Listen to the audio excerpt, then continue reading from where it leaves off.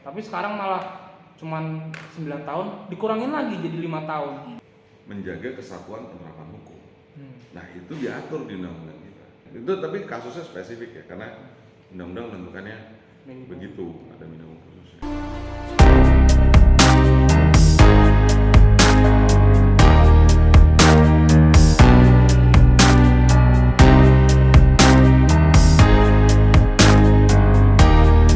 Ini si Edi Prabowo kok cuma dihukum 5 tahun sih? Gimana deh, Pak? Edi Prabowo itu yang ini ya, yang mantan Menteri Kelautan dan Perikanan ya? Iya, yang koruptor itu. Oh yang ini kalau nggak salah tuh korupsinya lobster, benih lobster. Masa cuma 5 tahun? Dikurangin ya kemarin ya, 4 tahun. Bukannya 9 tahun ya? 9 tahun awalnya. Harusnya kan koruptor bukannya 20 tahunan ya? Wah iya sih, zaman dulu kalau masih ada, kalau nggak salah tuh ada hakim namanya Artijo Alkostar itu, wah si Edi Prabowo kalau kena sama si Artijo Alkostar langsung almarhum langsung kasih 20 tahun, 30 tahun malah kalau bisa. 5 tahun mas bentar banget, udah kayak pidana nyuri kali. Sekali ganti presiden itu mah. Iya, gak berasa atau enggak? Sebel banget. Ngapain sih mas? Ngapain? Kerja lagi. Nggak ikut ngobrol. Seru nih Edi Prabowo. Apaan? Masa cuma Tahu dihukum nggak? 5 tahun Dihukum 5 tahun doang. Biasanya kan Kurangin. Mas Anggara kan paling getol nih, suruh koruptor itu dikasih hukuman yang berat. Kira-kira gimana tuh mas? Kalau tanggapan Mas Anggara Apaan nih soal koruptor dihukum berat atau gimana nih? koruptor kan biasanya kan dihukum berat nih, zaman dulu masih ada almarhum Artijo Alkostar. Bisa 10 tahun, 20 tahun ditambahin terus kan hukumannya. Tapi sekarang malah cuman 9 tahun, dikurangin lagi jadi 5 tahun. Itu mas sekali ganti presiden Piala Dunia juga beres. Kayak gak cocok banget gitu loh mas, hukuman buat Iya. koruptor cuma 5 tahun. Bikin kerugian besar buat negara masa cuman 5 tahun. Gimana nih mas? Oke, sini satu, gue setuju koruptor tuh harus dihukum berat. Dihukum berat, terus kemudian kalau bahasa awamnya dimiskinkan, walaupun harusnya tuh dirampas kekayaannya. Ya, kalau bahasa hukum kan dirampas kekayaannya, tapi kalau bahasa sehari-hari dimiskinkan. Gue setuju itu. Tapi yang jadi masalah apanya nih soal hukuman yang dianggap terlampau ringan atau soal apanya sih? Gue nggak ngerti yang jadi masalah apa. Ya, pertama sih. Kalau soal hukuman yang jadi terlampau ringan ya gue setuju bahwa hukuman buat koruptor, apalagi dia harus pejabat berat. publik yang ya dia menteri kan, ya memang harus berat karena itu biar contoh juga buat orang lain tidak bermain-main dengan kekayaan negara maksudnya. Gitu.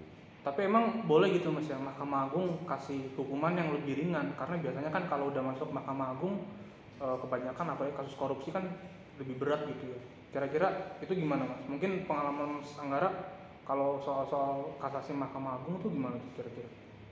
Ya, jadi soal sih ya. Jadi satu tentu kita harus memastikan bahwa perkara korupsi itu diproses dengan baik ya, diproses ya, proses hukum dengan baik, itu satu. Dengan tidak mengurangi tentunya hak-hak si terdakwanya itu sendiri, karena nggak boleh juga berkurang hak-haknya dia. Nah, tapi ini dimasalahkan ada kecenderungan gitu MA itu jadi pengadilan tingkat ketiga. Jadi kalau kita bicara hukum nih, bicara pengadilan, ada pengadilan tingkat pertama yang kita kenal. Kalau di Jakarta ada banyak ya, ada 5 ya, ada PN Jakarta Pusat dan segala macam. PN Jaksel juga ada. Pengadilan negeri ya? Pengadilan negeri. Kemudian pengadilan tingkat kedua tuh PT Banding di Jakarta. Kemudian ada kasasi di Mahkamah Agung. Bukan pengadilan tingkat ketiga, tapi kasasi. Nah karena itu ada kecenderungan sekarang ini Mahkamah Agung menjadi pengadilan tingkat ketiga. Kalau nggak puas di pengadilan tinggi, coba gitu ya pengadilan Mahkamah Iya, Agung. jadi seolah-olah itu jadi upaya hukum biasa. Padahal kasasi itu sebetulnya dia bukan upaya hukum biasa. Dia memang upaya hukum yang gue nggak mau bilang luar biasa, tapi upaya hukum yang khusus lah. Nah persoalannya kan karena dia jadi pengadilan tingkat ketiga, maka dia jadi membicarakan vonis. Jadi yang boleh ngomongin vonis itu sebetulnya bahkan di undang-undang yang sekarang yang boleh ngomongin soal vonis yang dijatuhkan berapa tahun apa dan segala macam itu ya PN dan PT. Jadi MA itu nggak dalam konteks hukum dengan undang-undang yang ada sekarang itu sebetulnya tidak boleh berbicara soal vonis.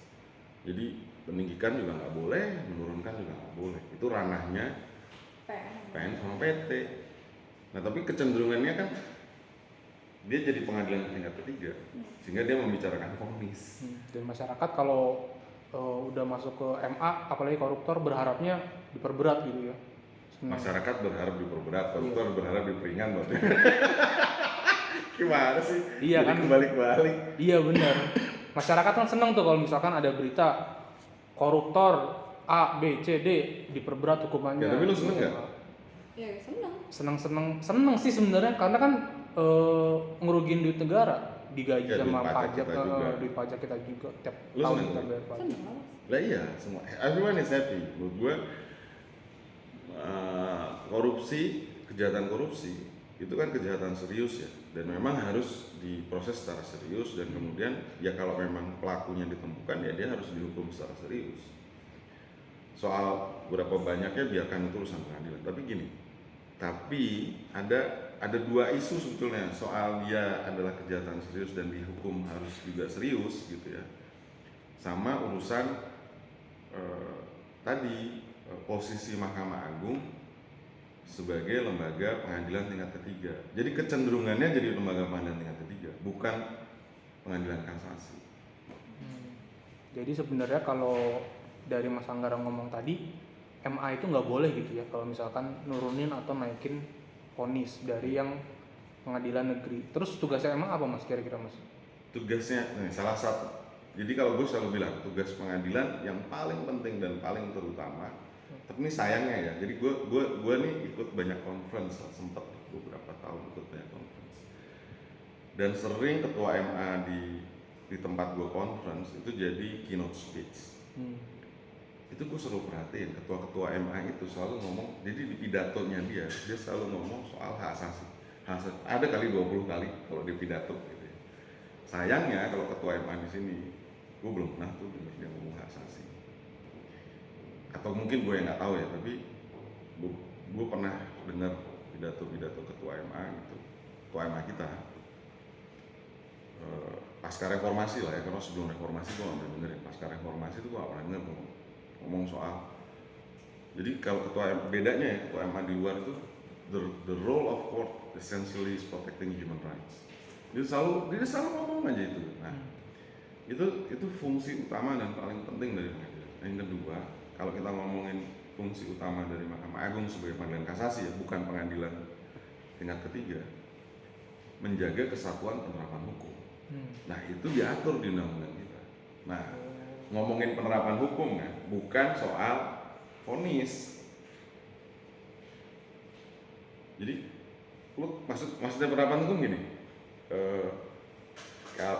Gue nggak tahu kenal Muhtar Pakpahan ya, karena kita kan generasinya beda nih. Gue generasi milenial, generasi Z. Generasi milenial pangkat 2. Tapi gini, maksudnya gini, dulu itu ada kasus Muhtar Pakpahan, dia demonstrasi atau dianggap menggerakkan demonstrasi melawan pemerintah Orde Baru. Dulu tuh kan ada upah minimum 7.000 lah zaman itu ya. Gue waktu itu mungkin masih SMA juga sih. Upah minimum 7.000. Dia didakwa dengan pasal penyebaran kebencian terhadap pemerintah saat itu. The case all goes to Supreme Court dan kemudian Mahkamah Agung bilang pasal ini nggak boleh diterapkan di iklim demokrasi karena itu kebebasan berpendapat. Nah itu sebetulnya kalau mau ekstrim case-nya, maksud gue akhirnya Mahkamah Agung ngomong penerapan pasal penyebaran kebencian terhadap pemerintah itu nggak boleh diterapkan di perkara-perkara yang melibatkan demonstrasi. Atau orang demo terus kemudian didakwa dengan pasal penyebaran kebencian terhadap itu nggak boleh. Nah itu Mahkamah Agung menjalankan fungsi bagaimana menginterpretasikan hukum. Nah harusnya itu yang dilakukan. Nah, Nah masalahnya kan ya gue juga susah ya, jadi orang kita seneng gitu kayaknya kalau serba salah gitu jadinya. ya kalau dia mau istiqomah gitu. Karena istiqomah, lagunya mau istiqomah gitu sebetulnya tuh bagus loh. Maksudnya gini, kalau lo mau usaha, lo mau bikin usaha, lo mau kerja yang everything you do, itu butuh yang namanya kepastian hukum. Nah kadang-kadang undang-undang itu tidak menjelaskan secara rinci. Nah kepastian hukum didapat dari mana? Salah satu didapat dari pendapat atau putusan pengadilan. Nah salah satunya dari putusan pengadilan itu pendapat Mahkamah Agung terhadap satu kasus tertentu yang mungkin bisa diterapkan untuk kasus-kasus yang lain. Nah itu fungsi itu yang kayaknya ya gue nggak punya angka statistiknya terus terang, tapi kalau gue melihat dari beberapa kasus tuh kayaknya justru dia berfungsi sebagai pengadilan tingkat ketiga. Jadi dia ngomongin vonis akhirnya, jadi memberatkan atau meringan, jadi dia ngomongin vonis. Iya sih, susah juga kalau gitu. Ya tapi misalnya gini, tapi dalam kasus-kasus itu boleh sebetulnya. Misalnya gini, kalau kita kan ada sebagian dari undang-undang kita tuh punya namanya ancaman pidana minimum khusus. Maksudnya gini, misalnya narkotika lah ya paling gampangnya. Jadi kalau lu bawa narkotika atau lu makan narkotika, maka minimum 4 tahun penjara. Nah jadi kalau lu diputus di pengadilan misalnya 2 tahun, MA boleh tuh naikin ke angka minimum. Lah, kok cuma 2 tahun? Minimumnya kan 4 tahun. Nah itu MA boleh tuh menaikkan. Itu tapi kasusnya spesifik ya, karena undang-undang menentukannya begitu, ada minimum khususnya. Nah tapi gimana kalau MA? Persoalannya kan menurut gue gini, kira-kira MA boleh nggak sih memandang bahwa kayaknya hukumannya terlampau ringan kah atau terlampau berat gitu ya? Boleh, tapi persoalannya prosedurnya nggak ada. Balik lagi kan, kalau menurut gue nih, tapi prosedurnya nggak ada nih. Soalnya kalau ngomong sekarang prosedurnya nggak ada ya. Menurut gue, MA harus balikin ke pengadilan tinggi untuk bilang, hei pengadilan tinggi, Anda coba periksa Kembali. aspek inilah, kembali dan periksa aspek ini, aspek ini, aspek ini. Silahkan buka pengadilan dengan mempertimbangkan ini. Nah jadi sebetulnya, tapi prakteknya nggak pernah terjadi. Setidaknya sejak reformasi, kalau gue masuk fakultas hukum ya, di reformasi. Jadi PT itu boleh menggelar sidang lagi, membuka sidang ya. Jadi bukan hanya membaca berkas, tapi menggelar sidang lagi. Tapi itu kan Aneh gitu ya. bukan aneh, nggak pernah dilakukan. Jadi kalau dilakukan jadi aneh. Gitu jadi aneh. Nah, menurut gua, jadi Mahkamah Agung itu fungsinya memberi petunjuk. Kalau dia merasa bahwa hukumannya nggak proporsional, gitu ya. Coba periksa aspek A, B, C, D, E. Silahkan gelar sidang ulang dan memeriksa saksi A, B, C, D, E. Kalau dia merasa bahwa hukumannya kurang proporsional atau hukumannya terlampau berat, coba periksa lagi soal ini. Jadi dengan memberi petunjuk ke pengadilan tinggi. Kenapa? Karena kan jadi gini, jadi kalau lu pengadil nih berhadapan sama orang, ini dalam semua kasus ya, nggak cuma korupsi ngomong. Jadi pengadil, bagaimana lu menentukan hukuman kalau lu sendiri nggak lihat orang itu di depan? Mahkamah Agung tuh membaca kertas sebetulnya, baca permohonan, kertas-kertas yang dia baca. Baru tahu nih. Iya, Hah? Baru tahu juga. Aku yang orang hukum makanya baru tahu. Iya maksudku adalah Aku dia- kira orangnya datang ke Mahkamah Agung gitu ya. Iya. Kayak pengadilan biasa. Ternyata enggak ya? Enggak, PT juga enggak, banding juga enggak. Tapi makanya gue bilang harusnya dalam kondisi seperti itu, misalnya kalau Mahkamah Agung merasa kok kayaknya hukumannya nggak proporsional nih, ya dia balikin ke pengadilan tinggi dengan petunjuk agar pengadilan tinggi memeriksa kembali A, B, C, D, F gitu lah kira-kira. Sehingga PT itu membuka sidang seperti layaknya di pengadilan negeri. Nah sekarang kalau gua gitu jadi hakim dan kemudian meriksa berkas, nggak pernah ketemu orangnya, tapi tiba-tiba gue bisa menentukan hukuman yang tepat X, hukuman yang tepat Y. Ya gue nggak tepat sih, karena dia cuma meriksa berkas. Jadi kita harus pisahin ya antara bahwa kejahatan-kejahatan yang sangat serius itu harus dihukum secara proporsional, secara lebih baik gitu ya. Sama tadi soal MA yang punya kecenderungan untuk jadi pengadilan tingkat ketiga. Beda loh, kasasi itu memang fungsinya memang hanya memeriksa atau memastikan kesatuan dalam penerapan hukum. Jadi nggak boleh hukum itu di kasus A diterapkannya X itu misalnya, di kasus B diterapkannya jadi Y. Jadi ini ya apa timpang kadang-kadang beda ya. Nah, jadi dia harus periksa itu. Jadi menurut gue tuh orang-orang yang bisa maju ke MA tuh memang kasusnya sangat spesifik banget. Permohonan kasasinya juga harus dibuat sama orang-orang yang benar-benar ahli dan bisa meriksa ada kesalahan penerapan hukum itu. Nggak bisa sembarangan Kurang puas terus ngajuin gitu ya. nah, gitu nggak bisa. Tapi juga nggak bisa juga. MA bertindak. Ya, tapi pas soalnya kan kita anomali ya. Maksud gua ya repotnya adalah proses ini ya, proses yang anomali yang dianggap sebagai kenormalan. Iya. Padahal prosesnya Nggak seperti itu harusnya. ya kalau mau gitu diubah undang-undangnya. Masalahnya undang-undangnya menentukan fungsi Mahkamah Agung menjaga kesatuan penerapan hukum. Artinya strictly kewenangannya ya ngomong soal penerapan hukumnya sudah tepat atau belum, bukan ngomongin vonis, strictly itu ya. Ya kalau memang maunya begitu ya diubah dulu undang-undang. Walaupun gue nggak setuju kalau kayak gitu. Ya nanti ada super Mahkamah Agung nanti atau Mahkamah Agung sekalian. Mahkamah yang super agung. Nah, atau mahkamahnya super agung ya untuk jadi pengadilan kasasi. Itu jadi apa ya? Ya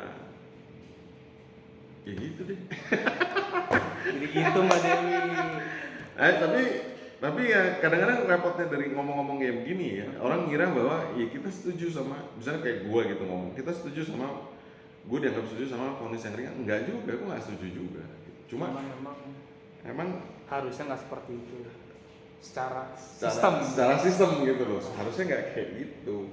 Ya kalau emang sama PT misalnya dihukum entah berapapun lah ya dalam kasusnya di Prabowo, gue nggak baca juga kasusnya, tapi misalnya 9 atau 10 atau berapapun itu, ya Mahkamah Agung nggak boleh ngubah either itu menurunkan atau menaikkan. Kalau memang nggak ada yang salah dari penerapan putusan PT. hukum, nggak ada yang salah, kecuali ada yang salah, suruh periksa tuh.